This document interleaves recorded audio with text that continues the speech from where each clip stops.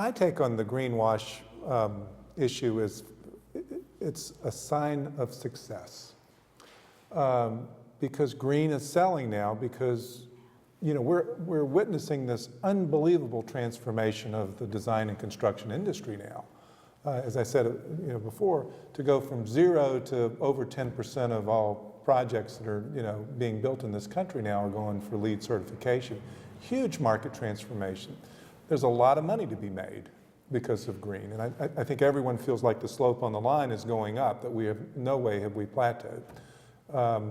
And so I think we should expect greenwash, because we know that companies are going to be trying to tap this growing market share. I think it's a clarity of information. I think there's a lot of packaging around green right now that let's throw green on it, we'll sell more of it. I think with any trend though, people start to get a clue about it and start asking more questions.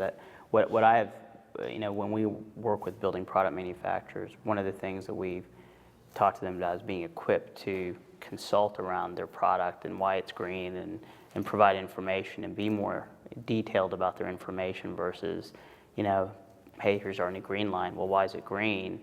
Well, because that's what the brochure said.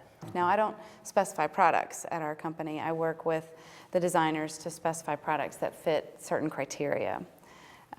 But we have a library, an interiors library and an architecture library, and we have product manufacturers come in all the time to update their product data. And we instituted a survey where it doesn't just say, what is the recycled content of your product? It asks deeper questions like, how do you verify it?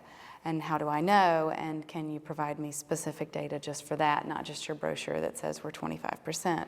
So we're asking sort of the next layer of, how did you validate that percentage?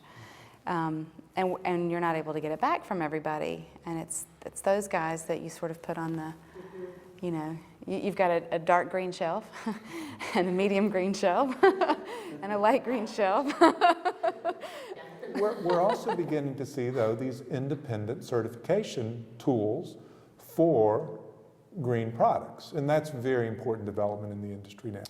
We may be, I don't think we're where we need to be quite yet on the certification side of the industry, but we have made great progress now.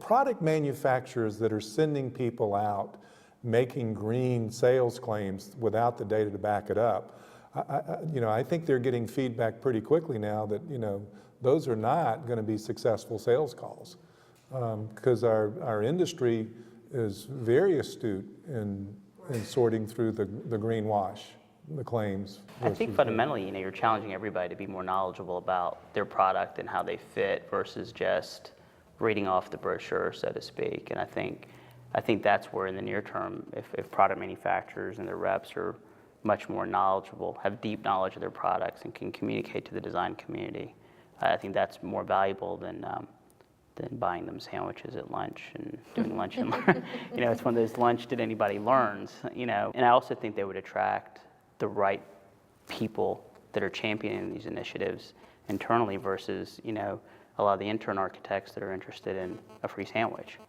If you actually have something interesting to talk about and you're going to provide information that they can use, the right people show up.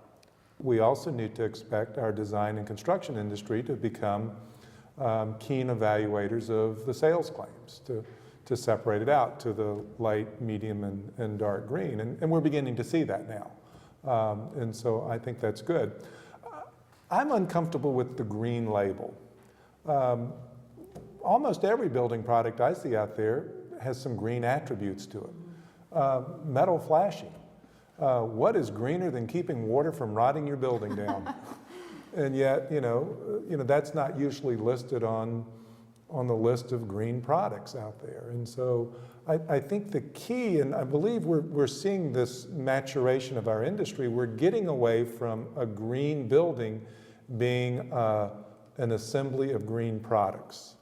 It's really this systems approach, this integrated design approach of achieving some very clear environmental goals. The goal is not how do I put 13 green products in this building. The goal is how do I get high performance? How do I get a healthy building? How do I get an energy efficient building, a water efficient building, a building that's durable, a building that meets my cost budget, a building that's easy to build and will be flexible over time. And so I think that's the challenge we have as an industry. The greenwash, I think, we'll deal with.